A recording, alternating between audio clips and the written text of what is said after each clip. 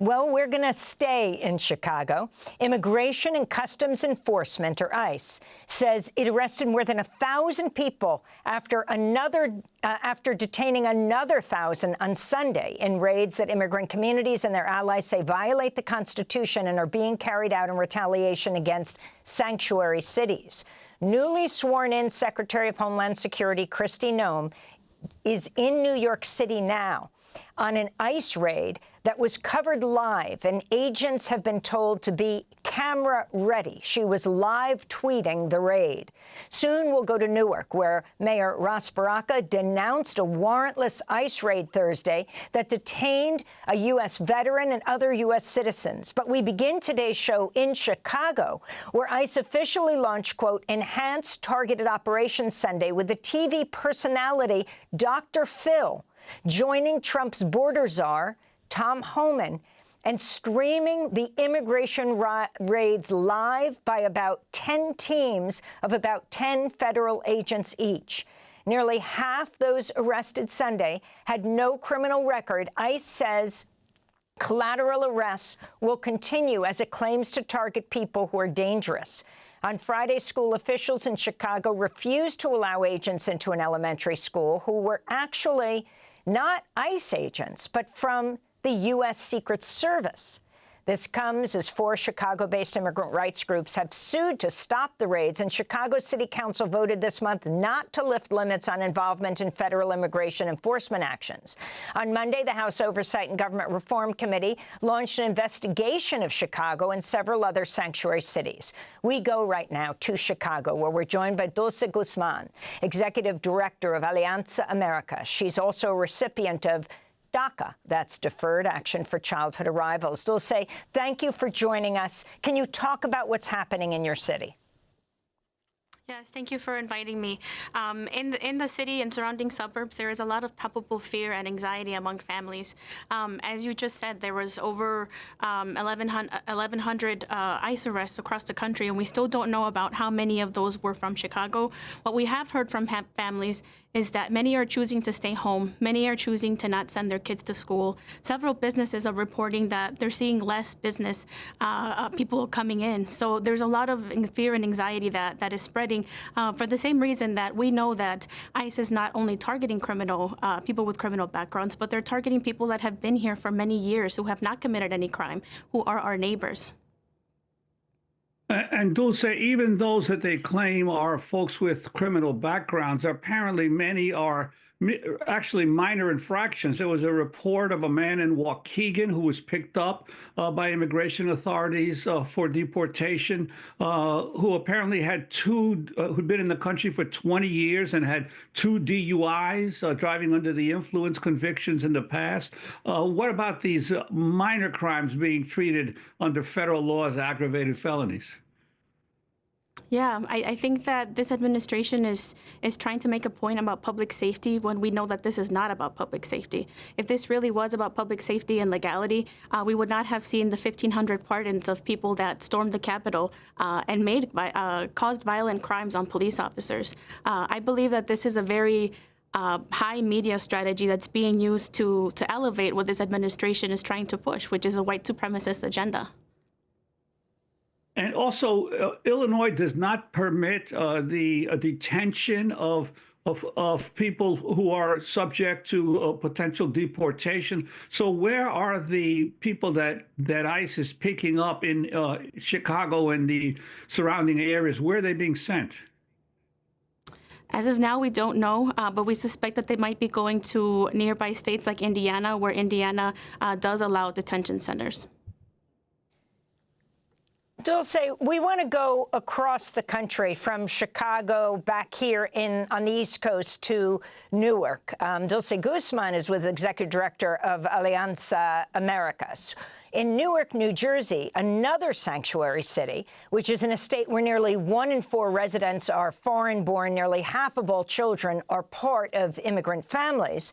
3 days after President Trump's inauguration, ICE agents raided a seafood depot in Newark without a warrant, taking 3 people into custody, including a U.S. military veteran. This is the Newark mayor, Ras Baraka, condemning the raids. It's a slippery slope when we think it's okay to suspend the Constitution of the United States in order to make a political point or statement. And if we allow people to identify us or put us in categories of criminal or any other thing just by the way we look, then we're going back to a time that was very dangerous in this country, specifically for people that looked like me. For more, we're joined by Amy Torres, Executive Director of the New Jersey Alliance for Immigrant Justice. She was on the ground soon after the raid took place, and you're the largest immigrant group in New Jersey. Talk about what happened. Describe the scene for us in Ironbound, one of the most diverse areas of Newark. Sure. I mean, I think it's important to understand what the Ironbound is. This has been an immigrant enclave and hub for ever, starting with the Portuguese whaling industry, something that is so archaic, it's like outside of our living memory, right? So this is not the sort of like new arrivals, the criminal gangs, all of the things that this administration says that they're targeting. The other thing is that, ICE has called what they're doing across the country targeted enforcement operations. They refuse to call the detention centers camps. They refuse to call deportations anything but expulsions. Now they're refusing to call raids anything but raids, right? But what we're seeing is that ICE officers stormed this workplace. They immediately announced, do you want this announcement in Spanish or Portuguese? If this is a targeted enforcement operation, don't ICE officers know what they're enforcing? Don't they know what languages they're speaking if they're targeting certain people for arrest? And if this is such a targeted enforcement operation, why are U.S. citizens and veterans being interrogated and detained on the spot and having their credentials questioned? I think it's really important above all else to understand what our constitutional rights are. Did they have a warrant? They didn't produce a warrant, and subsequently they haven't produced one since. So look, understanding what our rights are, presidential administrations come and go, right? ICE directives come and go. The Constitution is here to stay, and our constitutional rights are here to stay. And so long as you understand that unless an ICE officer produces a warrant with your name clearly and correctly spelled and signed by a judge, you do not need to answer their questions. If you understand that, you can also develop an analysis that everything that ICE officers do outside of that warrant is a deception tactic. It's a manipulation. Just like they use the theater of fear and panic to intimidate people into giving more information than they should.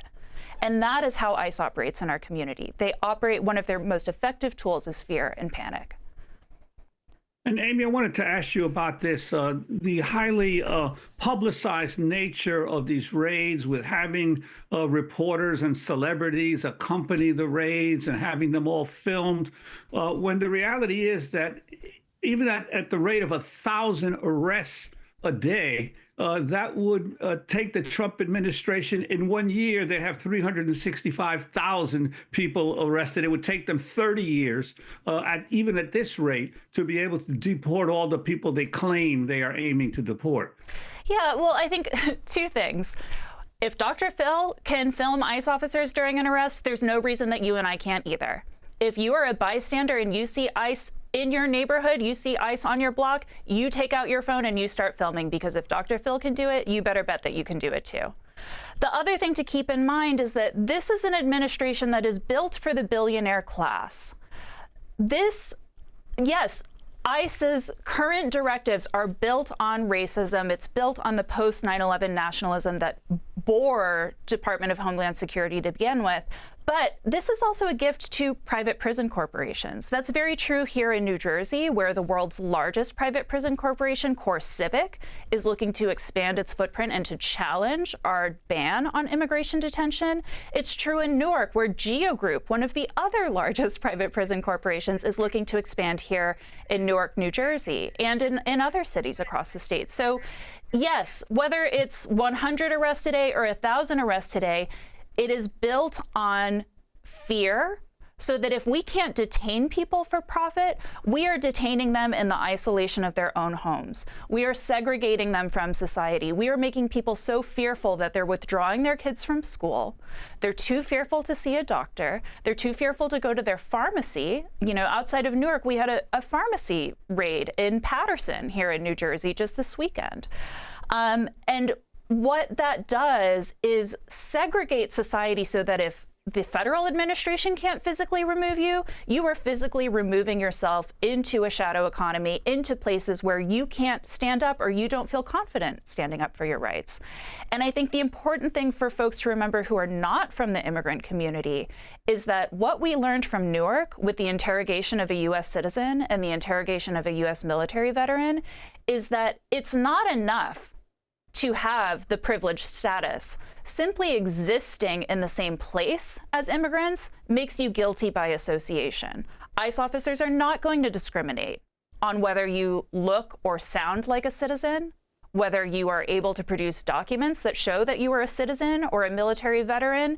Simply being in proximity to their target, which is immigrant communities, is enough to arrest and detain you too. Amy Torres, I want to get your response to Democratic Congressmember Josh Gottheimer of New Jersey signing a letter condemning private immigration detention in New Jersey.